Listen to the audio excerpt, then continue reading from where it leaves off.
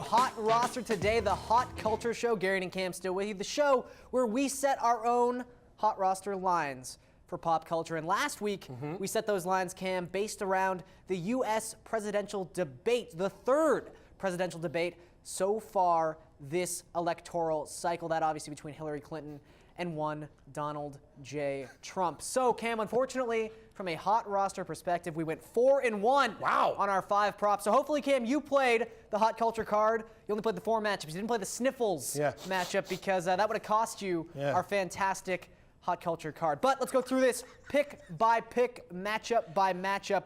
We had Trump +3 in terms of how often the candidates interrupt the moderator. It was not even close. Trump won by 6 interruptions.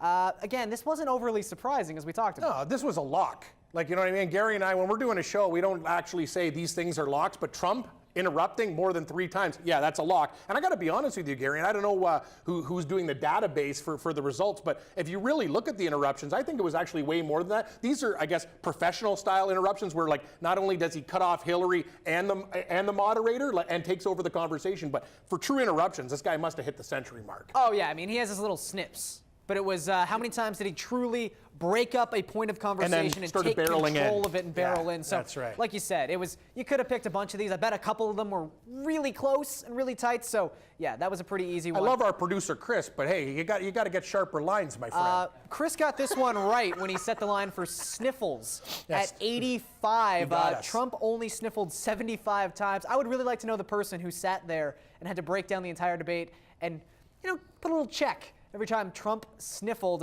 So we were 10 under that number. Cam, we took the heavy over in that one. We thought maybe, you know, with the winter season coming around, he could have a cold. But, you know, we sort of talked about this after the show, and I remember bringing this up that Trump is a guy who's all about personal appearance. Yeah, he says he doesn't get colds. Exactly, doesn't get colds. So we figured maybe the one thing he would be trying to do desperately in that debate, because he knew he was going to lose the debate, is that he would at least try to look physically strong and focus so heavily on not sniffling. And maybe it came through a little bit for Donald Trump because, again, he went 10 under the number. We got that one wrong. You can't blame us, though, because when you look at the empirical data, he went from over 100 sniffles down to 75. That's quite he really got his game together. Little Benadryl backstage. It's all good. Hillary false claims. The line was set at 5. Good line. She only had 4. Those were about the national debt, Syrian geography, which, again, so she wasn't even lying. She was just incorrect when she thought a Syrian province was closer to the border than it actually was. I'll forgive that, but that was one of her errors. Also, gun control. So a couple serious topics. You know, geography. I wasn't good at geography, Cam. I don't know about you. I love geography, actually. Well, I'm not. suck it, Hillary. Garian's a real numbers guy, but that's actually one thing I'm not bad at. But I got to be honest with you, this is another number that we can look down the line. I have a feeling this 4 false claims will become major false claims when we really break down some of the promises that were made. Sure.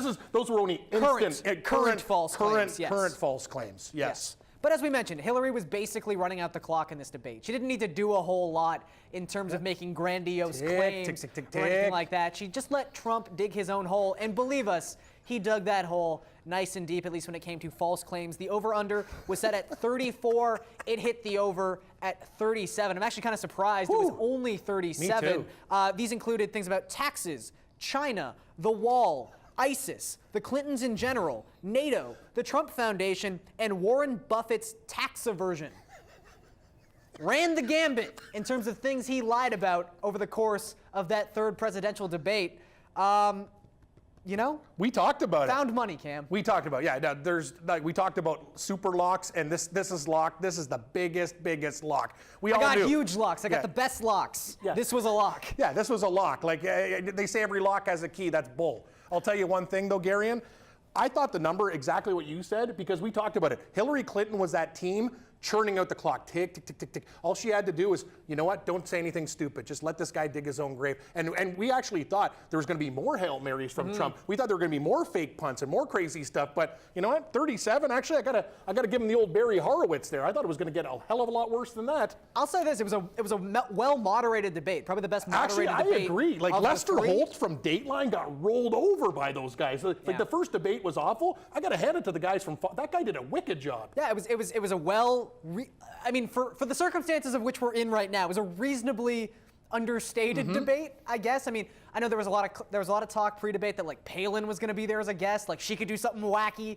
Nothing really happened. Nope. I mean, aside from the things that you knew were going to happen. Trump was going to lie a lot. He was going to say some grandiose Regular things. And Hillary insults. was just going to be like, yeah, whatever. So the media consensus, again, it's kind of hard to necessarily say who won a debate. These are sort of intangible things, but the media consensus was that Clinton obviously won this debate. Cam and I both had Clinton. So again, we went 4-1 on that particular hot culture card. Depending on how you want to play hot roster, maybe you only played those 4 matchups that we talked about. You steered clear of the sniffles.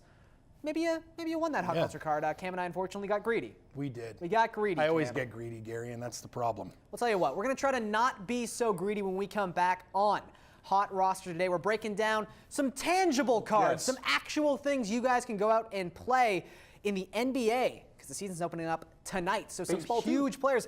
Game 1 of the World Series. We already talked about it from a cultural perspective. How about from a statistical and hot roster specific perspective? We're going to talk about some cards you can play tonight when we come back on the show.